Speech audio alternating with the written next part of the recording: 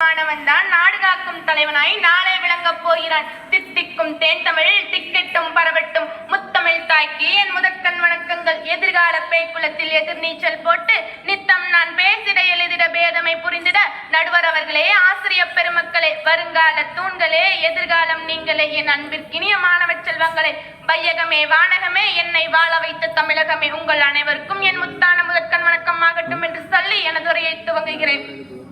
அழகு தமிழே இவரது பேச்சு, சமத்துவம் என்பதே இவரது மூச்சு. தென்னாட்டு காந்தியும் இவரே, கதராடை அணிந்த கல்வியின் தந்தையும் இவரே, கர்ம வீரரும் இவரே, தர்ம வீரரும் இவரே.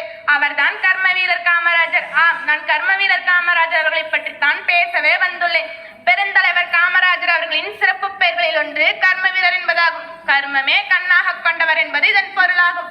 காமராஜர் அவர்கள் 1903 ஜூலை திங்கள் 15 விருதுநகரில் பிறந்தார். இவருடைய தந்தை குமாரசாமி, தாயார் சிவகாமி அம்மையார். காமராஜர் அவர்கள் தனது இளம் வயதிலேயே தனது தந்தையை இழந்து விட்டார். உப்பு சத்தியாகிரகம், ஒத்துழையாமை இயக்கம், சட்ட மறுப்பு முதலிய போராட்டங்களில் ஈடுபட்டு பல முறை சிறை சென்றவராம். தமிழக மக்களுக்காக 9 முறை சிறை சென்றுள்ளார் என்பது குறிப்பிடத்தக்கது.